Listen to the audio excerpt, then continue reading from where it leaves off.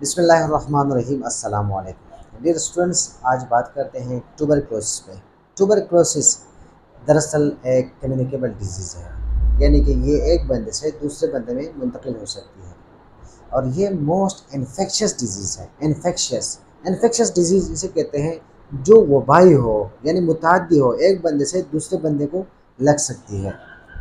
और ये disease world wide present है। जितने भी डेवलपिंग कंट्रीज़ हैं या अंडर डेवलप्ड कंट्रीज़ हैं तो उनमें ये डिज़ीज़ प्रेजेंट है, लेकिन जो अंडर डेवलपिंग कंट्रीज़ है तो उधर कुछ ज़्यादा ही है। अगर पॉजिटिव ऑर्गेनिज्म की तरफ देखें तो इसमें जो बैक्टीरिया इन्वॉल्व है वो है माइकोबैक्टीरियम ट्यूबरक्लोसिस, और इसके कुछ सेवरल टाइप्स हैं माइकोबैक्टीरिया की जो कि रिस्पॉन्सिबल हैं। इसके टू कॉमन स्ट्रेन जो है, एक ह्यूमन है और एक बोविन है। ह्यूमन यानी ह्यूमन के स्पुटम में जब बंदा जा बजा स्पुटम गिराता है तो इससे एक दूसरा बंदा मुतासिर हो सकता है। और इसके साथ साथ जो बंदा इन्फेक्शस है, यानी जिसको ये बीमारी है, इसके पस सेल्स में भी ये पाई जाती है। ये जरासीम, ये बैक्टीरिया मौजूद होती है। इसके अलावा प्लूरा, अगर हम देखें प्लूरा, लंग्स के अराउंड जो मेम्ब्रेन पड़ी है, जो एक लेयर पड़ी है, तो प्लूरल फ्लूइड में भी ये पाई जाती है। इसके साथ साथ अगर पेरिटोनियल कैविटी देखें, पेरिटोनियल कैविटी के फ्लूइड में भी ये बैक्टीरिया मौजूद होती है। बोविन बोविन जो है ये एंडेमिक है कैटल्स में, माल मवेशी में भी ये एक एज अ वबा पाई जाती है। इसका दूध जब हम लेते हैं या इस्तेमाल करते हैं तो हो सकता है, मुमकिन है कि हम भी अफेक्टेड हो जाएं। प्री डिस्पोजिंग फैक्टर्स अगर हम देखें तो ये एज के लिहाज से हर एज में ये बीमारी हो सकती है, अटैक कर सकती है। अगर हम सेक्स की बात करें, जेंडर की, तो ये फीमेल के बनिस्बत मेल में ज़्यादा होता है। स्पेशली मोर देन 40 ईयर्स के लोग जो हैं वो इससे ज़्यादा मुतासिर हो सकते हैं। न्यूट्रिशन खुराक वगैरह, खाना पीना, तो इसका कोई रोल नहीं है इस बीमारी के रोकथाम में। अगर लोग कहें कि यार ये फ़लाँ फ़लाँ खुराक खाएं तो ये इससे कम होती है, लेकिन अभी तक इस तरह की कोई स्टडी नहीं आई कि खुराक से ये मिनिमाइज हो जाए या ख़त्म हो जाए, तो इस तरह की कोई बात अभी तक नहीं है। अगर इम्यूनिटी हम देखें तो बॉडी में इस तरह क्या इम्यून नहीं है जो कि इस डिजीज़ के ख़िलाफ़ काम करे, तो मतलब एक्वायर्ड इम्यूनिटी से हम इसका मुकाबला कर सकते हैं वैक्सीनेशन वगैरह से। यानी बाई बर्थ इस तरह की कोई इम्यून हमारे पास नहीं है जो इसको कंट्रोल करें या इसको मिनिमाइज़ करें। इन्वायरमेंटल फैक्टर्स की बात करें तो इसमें ओवर क्राउडिंग आता है, यानी कि लोगों का हुजूम, ज़्यादा लोग जब एक जगह रहते हैं तो उधर मुमकिन है कि ये एक बंदे से दूसरे में तीसरे में मुंतकिल हो जाएं। इसके साथ साथ ऑक्यूपेशन, यानी काम शाम, जहाँ पे आप जॉब करते हैं, ड्यूटी करते हैं, तो उधर भी ये बीमारी एक से दूसरे में मुंतकिल हो सकती है। पावर्टी, गुर्बत की वजह से भी ये बीमारी फैल सकती है। एजुकेशन यानी लैक ऑफ एजुकेशन की वजह से ये एक से दूसरे में मुंतकिल हो सकती है। इंडस्ट्रियलाइजेशन यानी फैक्ट्रियाँ वगैरह हो तो वहाँ भी ये मसला कॉमन है। सोशल कस्टम्स की बात करें तो इसमें वो लोग आते हैं जो जा बजा थूकते हैं, यानी एक बंदा अफेक्टेड है और जो हर जगह थूकता है तो ये भी प्री डिस्पोजिंग फैक्टर में आता है। या वो बंदे जो हुक्का पीते हैं, या ऐसे लोग जो मिल के खाना खाते हैं, तो ये भी एक चांस है कि ये बीमारी उनमें एक से दूसरे में ट्रांसफ़र हो सके।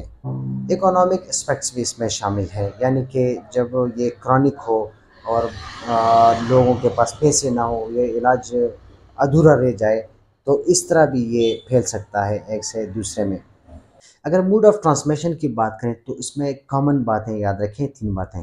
एक ये है कि ड्रॉपलेट्स, यानी कि एक अफेक्टेड बंदा जब खांसता है या छींकता है तो इसके ड्रॉपलेट से सामने वाला नॉर्मल बंदा अफेक्ट हो सकता है।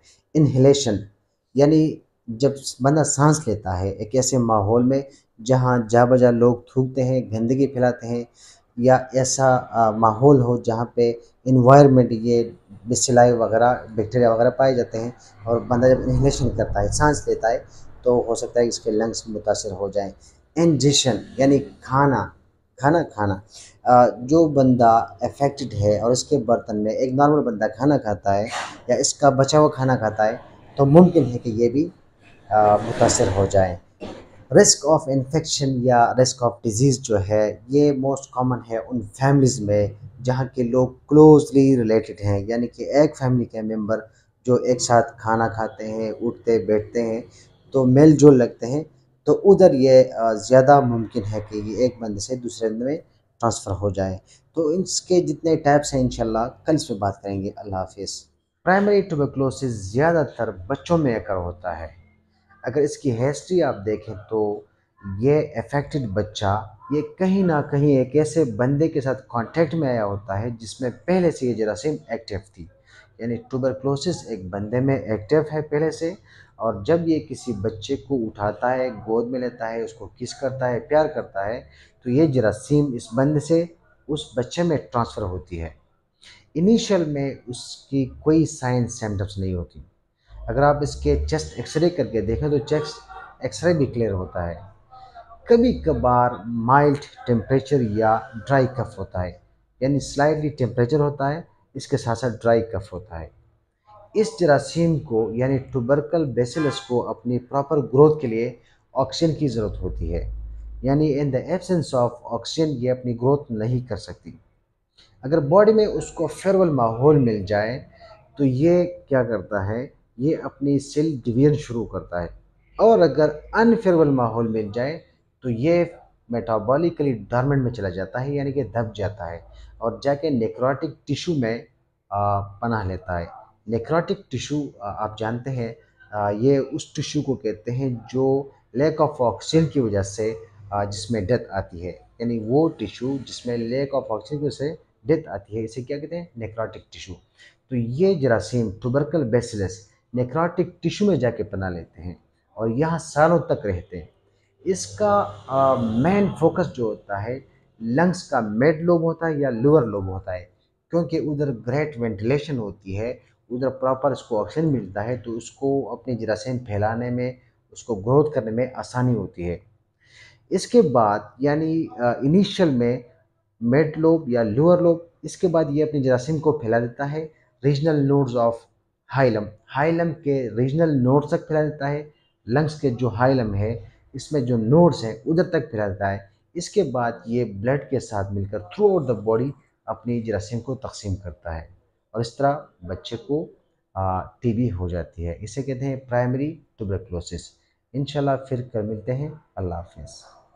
मेलरी ट्यूबरकुलोसिस ये सेकंड टाइप ऑफ ट्यूबरकुलोसिस है, यानी ये टीबी की एक दूसरी किस्म है। ज़्यादातर लोगों में प्राइमरी ट्यूबरकुलोसिस के बाद काफ़ी हद तक रिकवरी आ जाती है, यानी जो प्राइमरी इन्फेक्शन होती है उसमें हीलिंग आ जाती है और बंदे ठीक हो जाते हैं। कुछ लोगों में इस तरह होता है कि प्राइमरी इन्फेक्शन की प्रॉपर हीलिंग नहीं होती, स्पेशली लिम्फ नोड्स में इनकम्प्लीट हीलिंग हो जाती है, जिसकी वजह से ये जरासीम यानी ट्यूबरकल बेसिलाई खून में एंटर होकर ब्लड स्ट्रीम के ज़रिए through out the body distribute हो जाती है। इसके नतीजे में ट्यूबरकुलस लीजन जो है डेवलप होता है।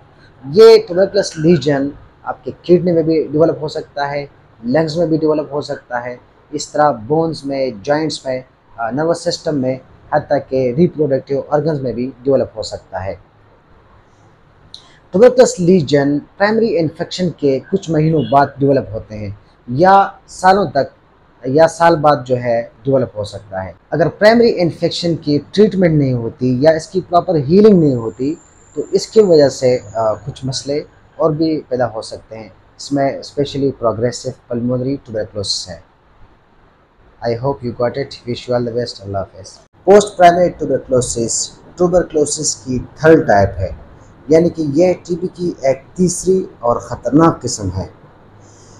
ट्यूबरकुलोसिस में जितने भी मॉर्बिडिटी और मॉर्टेलिटी की केसेस आते हैं तो सबसे ज़्यादा केसेस इस डिज़ीज़ की वजह से आते हैं, यानी कि इसमें मॉर्टेलिटी भी चांसेस ज़्यादा है और मॉर्बिडिटी की चांसेस भी ज़्यादा हैं। Morbidity damage of tissues, body के टिश्यूज़ में डैमेज हो जाते हैं। मॉर्टेलिटी मतलब बॉडी डेथ हो जाती है, शरह अमवात जिसे कहते हैं। तो इस डिज़ीज़ की वजह से शरह अमवात भी इसमें ज़्यादा है और मॉर्बिडिटी भी ज़्यादा है। बाकी जो टू टाइप्स हैं प्राइमरी ट्यूबरकुलोसिस से या मेलियरी ट्यूबरकुलोसिस से, तो उसमें इतना मॉर्बिडिटी और मॉर्टेलिटी नहीं होती। ये डिजीज़ यानी पोस्ट प्राइमरी ट्यूबरकुलोसिस जो है, ये लंग्स के अपर लोब को अफेक्ट करती है, यानी कि ये बीमारी उधर पाई जाती है। ये एक लंग को भी अफेक्ट कर सकती है और दोनों साइड के अपर लोब को भी अफेक्ट कर सकती है, यानी कि लेफ्ट एंड राइट जो लंग्स हैं उसके अपर लोब को अफेक्ट कर सकती है। ऑनसेट ऑफ डिजीज़ जो है यूजुअली इंसिडियस होती है, यानी कि ये कफ, स्पूटम और फीवर के साथ साथ चली जाती है। लोगों का ख्याल होता है कि ये आम कफ है, लेकिन ये इस तरह होता नहीं, ये डिजीज़ इसमें छुपी होती है। सम टाइम जो है हेमोप्टेसिस और pleural pain onset of disease को शो करता है। ऑनसेट ऑफ डिजीज़ जो है यूजुअली इंसिडियस होता है, यानी कि कफ, स्पूटम और फ्लू के साथ साथ ये डिजीज़ चली जाती है। लोगों का ख्याल होता है कि ये आम कफ है, लेकिन इस तरह होता नहीं है, कफ के साथ साथ ये डिजीज़ छुपी होती है। समटाइम्स इसमें हेमोप्टेसिस और प्लूरल पेन जो है मार्क करता है onset of disease. Onset of disease जो है, onset of disease usually insidious होती है, यानी कि कफ, स्पूटम और फ्यूर के साथ साथ ये डिज़ीज़ चली जाती है। लोगों का ख्याल होता है कि नॉर्मल है, लेकिन ये बात नॉर्मल नहीं होती, यह डिजीज़ में छुपी होती है। समटाइम्स जो है हेमोप्टेसिस और प्लूरल पेन मार्क करता है ऑनसेट ऑफ डिजीज़ को। साइन सिम्टम्स की बात करें तो ऑनसेट ऑफ डिजीज़ जो है इंसिडियस होती है। पेशेंट को चेस्ट में पेन फील होगी। इनिशियल में ड्राई कफ होती है, बाद में जाके मोइस्ट और लास्ट में जाके प्रोडक्टिव कफ यानी स्पुटम भी आता है। और जब स्पुटम के साथ ब्लड आना शुरू हो जाए तो इसे हेमोप्टेसिस कहते हैं, हेमोप्टेसिस। मसल वेस्टिंग जो है वो शुरू हो जाती है, बॉडी में काफ़ी हद तक वीकनेस आ जाती है। इस पेशेंट को भूख नहीं लगती, यानी लॉस ऑफ एपिटाइट, जिसे एनोरेक्सिया कहते हैं। समटाइम इस पेशेंट को डिस्निया का प्रॉब्लम भी आ सकता है, यानी शॉर्टनेस ऑफ ब्रेथ भी आ सकती है। अगर चेस्ट एक्सरे देखें तो इसमें प्रोग्रेस ऑफ डिजीज़ आपको शो होगी। ये ऑल अबाउट था ट्यूबरकुलोसिस और इसके टाइप्स के बारे में। इंशाल्लाह नेक्स्ट लेक्चर में फिर मिलते हैं। अल्लाह हाफिज़।